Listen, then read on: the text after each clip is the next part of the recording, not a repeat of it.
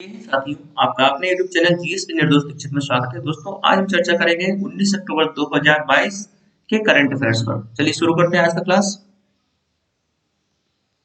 दोस्तों, पहला प्रश्न है, ए कंफ्यूज माइंड स्टोरी नामक पुस्तक के लेखक कौन है? ए कंफ्यूज माइंड स्टोरी नामक पुस्तक के लेखक निम्न में से कौन है?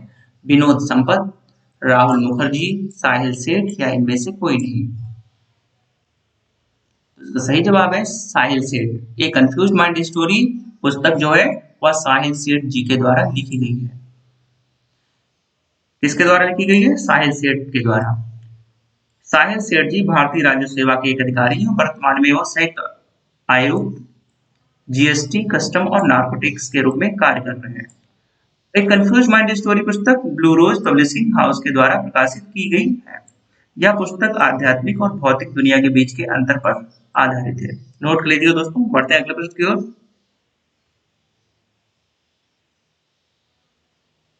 अगला प्रश्न दोस्तों, हाल ही में विश्व ब्लॉकचेन शिखर सम्मेलन का 22वां वैश्विक संस्करण निम्न में से किस शहर में आयोजित किया गया? लंदन में, नई दिल्ली, दुबई या बीजिंग? सही जवाब है दुबई में। 22वें वैश्विक संस्करण का आयोजन दुबई संयुक्त अरब अमीरात में 17 से 18 अक्टूबर 2022 तक किया गया था। विश्व ब्लॉकचेन शिखर सम्मेलन के 22वें संस्करण का आयोजन दुबई संयुक्त अरब अमीरात में किया गया था। कब किया गया था? 17 से 18 अक्टूबर 2022 तक किया गया था। दोस्तों, संयुक्त अरब अमीरात क्या है? इसकी राजधानी अबू धाबी है और वहां यहाँ की मुद्रा है उसे दिरहम कहा जाता है। वर्तमान में मोहम्मद बिन जायद अल नायान यहाँ के राष्ट्रपति हैं। संयुक्त अरब अमीरात के राष्ट्रपति कौन है? मोहम्मद बिन जायद अल नायान। बढ़ते हैं अगले प्रश्न के दोस्तों। अगला प्रश्न है, हाल ही में प्रधानमंत्री नरेंद्र मोदी जी के द्वारा 2 दिवसीय प्रधानमंत्री किसान सम्मान सम्मेलन 2022 का शुभारंभ कहाँ किया गया था? Option A Gandhinagar, option B New Delhi, option C Jaipur, option D Nagpur. तो सही जवाब है नई दिल्ली में। कहाँ किया गया था आयोजन इसका?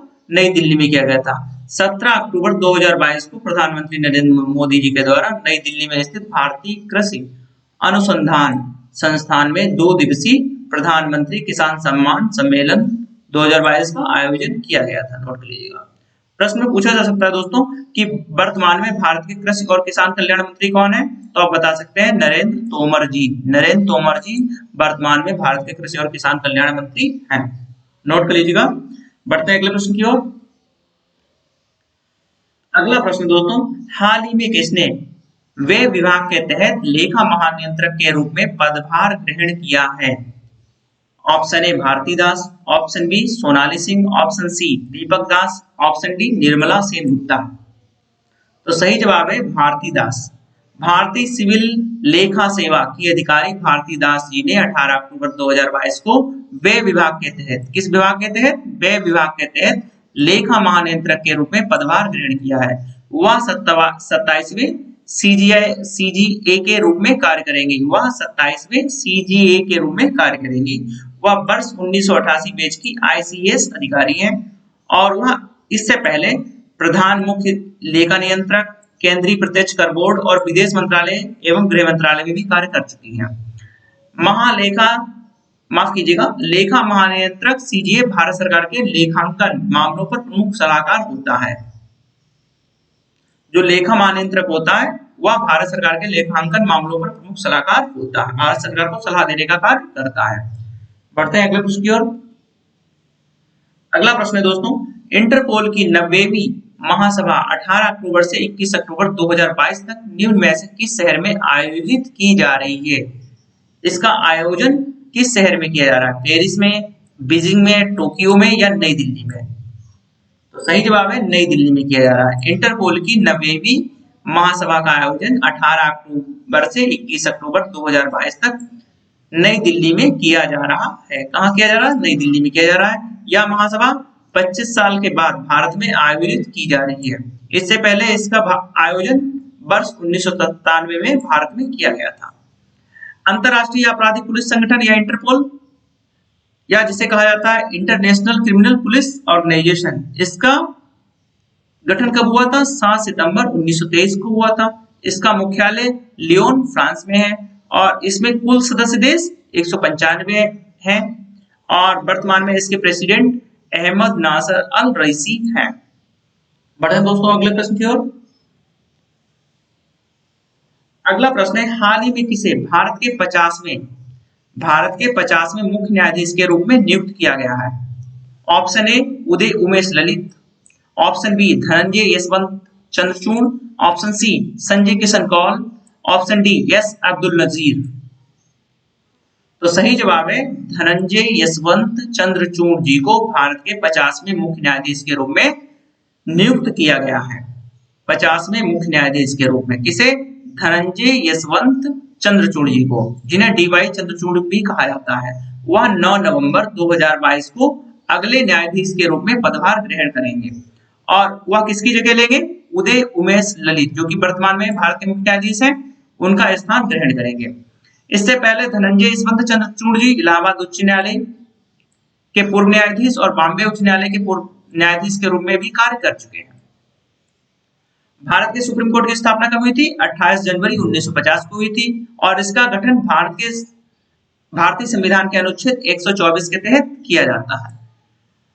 सुप्रीम कोर्ट के प्रथम मुख्य न्यायाधीश कौन थे? एच जे कनिया सर थे। एच जे कनिया थे, जिनका पूरा नाम सर हरिलाल जे कुशुनदास कनिया था। बढ़ते हैं अगले प्रश्न की ओर। अगला प्रश्न दोस्तों, निम्न में से कौन सा देश एएफसी एशियन कप 2023 की मेजबानी करेगा? कौन सा देश एएफसी एशियन कप 2023 की मेजबानी करेगा? कुवैत, इंडोनेशिया, दक्षिण कोरिया या कतर?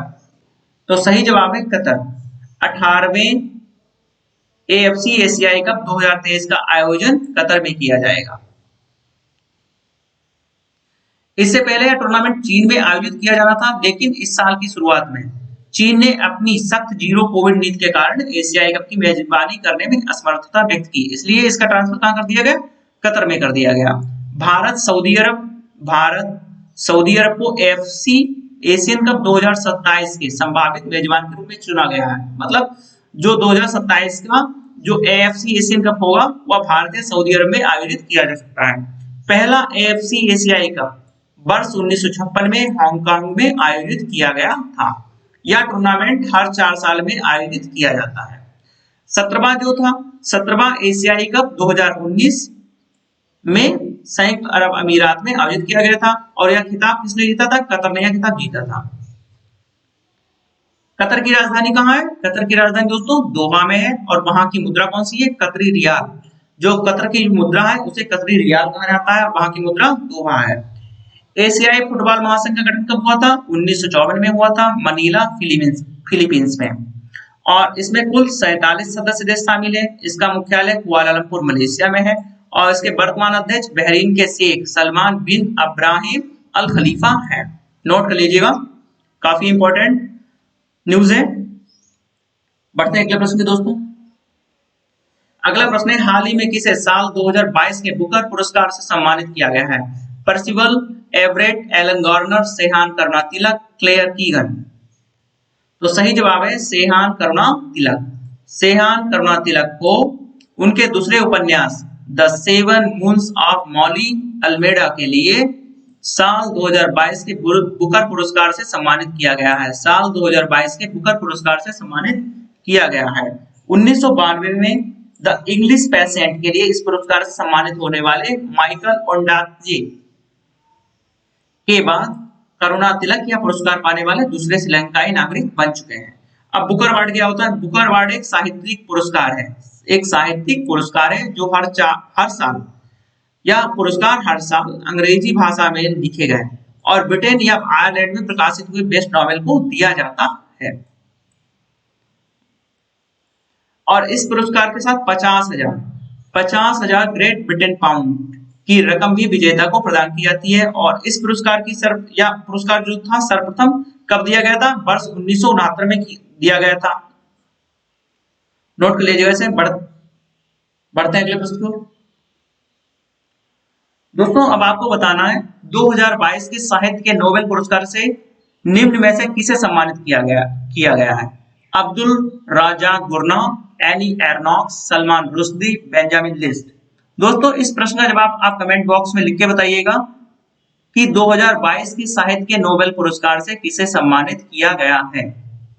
इसका जवाब आप कमेंट बॉक्स में बताइएगा। आशा करता हूं दोस्तों आज की क्लास आपको पसंद आई होगी। अगर आपको क्लास पसंद आई है तो वीडियो को लाइक करें, सब्सक्राइब करें और शेयर करें। मिलते हैं कल फिर एक नए वीडियो के साथ दोस्तों, तब तक के लिए जय हिंद साथियों।